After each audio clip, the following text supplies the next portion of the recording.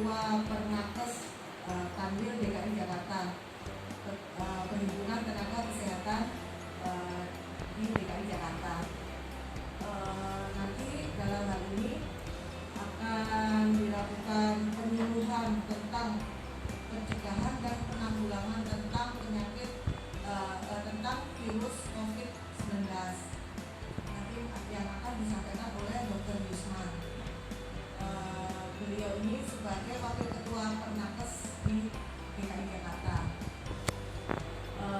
Nanti kami minta untuk absennya ya Pak, absen sekalian dokumentasi nanti bisa dikirimkan ke saya untuk kami laporkan kepada Bapak Kanwil. Tidak ingin berpanjang lebar, nanti segera Dr. Yusman untuk melakukan penyuluhan. Waktu dan tempat kami persilakan. Izin berdiri ya Pak. Baik, Assalamualaikum warahmatullahi wabarakatuh. Yang terhormat Bapak Disti selaku Keormasan dan pejabat struktural dan Bapak Ibu semua. Dalam kesempatan pagi ini saya dan Dr. Nadia ditugaskan untuk memberikan penyuluhan ya atau sosialisasi tentang informasi coronavirus disease, bagaimana penanggulangan serta pencegahannya, membuat pedoman tentang pencegahan dan penanggulangan COVID untuk di pemerintahan Indonesia. Nah, ini bisa dipedomani, bisa dijalankan oleh kita semua.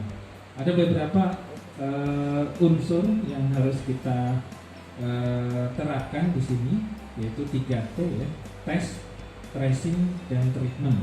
Nah, sebelum saya masuk ke 3T ini, ada informasi dulu yang harusnya saya sampaikan terkait virus corona. Apa itu virus corona? Apa bedanya dengan virus influenza? Ya, jadi kalau virus influenza sama virus corona ini itu sama dalam hal genetik virus, tapi sama-sama bereplikasi, memperbanyak diri, ya. Tapi beda susunan RNA, DNA-nya. Nah, karena sama-sama bereplikasi atau memperbanyak diri, maka virus ini belum ada obatnya di seluruh dunia. Makanya ketika Bapak Ibu kena virus influenza, flu, ke dokter, dokter hanya ngasih obat suportif aja, vitamin, ya, anjurannya istirahat sama obat flu, tapi tidak antibiotik. Jadi bukan antibiotik ya. Antibiotik tidak bisa membunuh virus. Antibiotik hanya bisa membunuh kuman ya. Nah, virus ini semua sifatnya self-limiting disease. Dia bisa sembuh sendiri asal daya tahan tubuh kita bagus, imunitas kita naik ya. Dia bisa keluar dari tubuh kita. Nah, sama dengan virus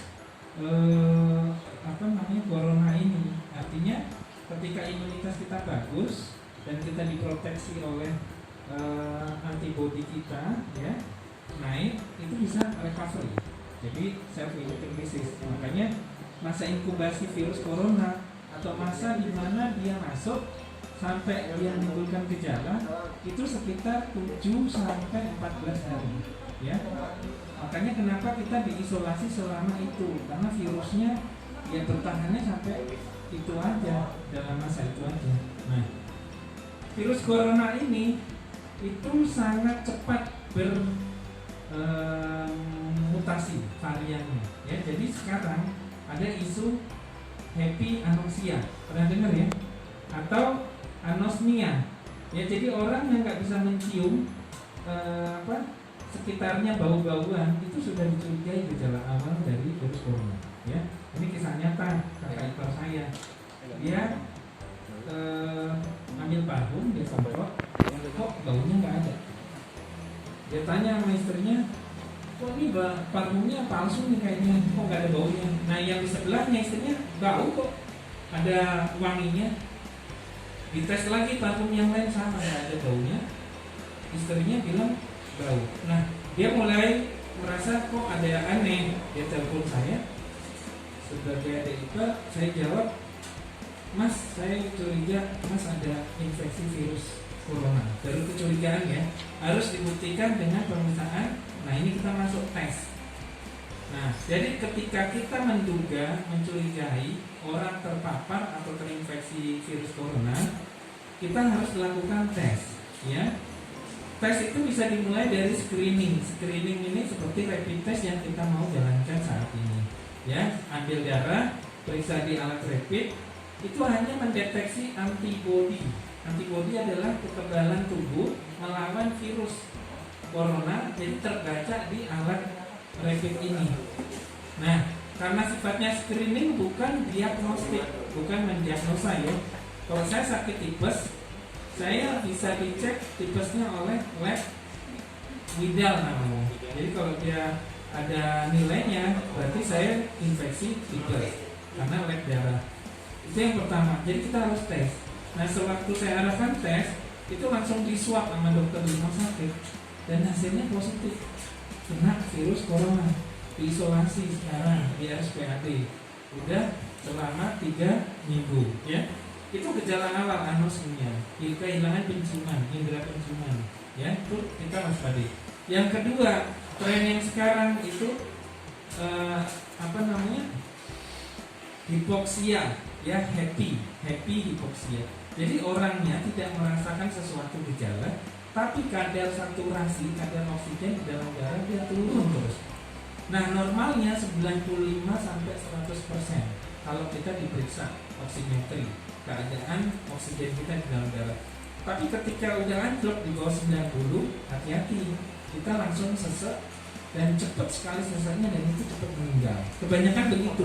Kok tiba-tiba dia sesek terus meninggal? Kok sesek meninggal? Nah itulah karena oksigennya dihantam sama virus itu anjlok. Jadi oksigen nggak bisa masuk ke organ, ya, baik itu paru, jantung, ginjal, mati di organ kita.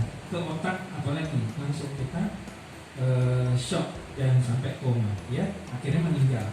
Nah itulah ya tadi tes. Nah sewaktu kita dites nanti, ya, kita harapkan semua negatif ya, Bapak Ibu di sini ya, non reaktif. Kalaupun ada yang positif, tetap nggak usah khawatir karena ini harus dibuktikan dengan pemeriksaan lanjutan, harus dikonfirmasi, yaitu namanya swab PCR. Kita harus dibuktikan dengan tes swab, ya, yaitu dengan pengambilan di dalam hidung dan rongga mulut, ya, baru hasilnya dikirim ke Balitbank atau Labkes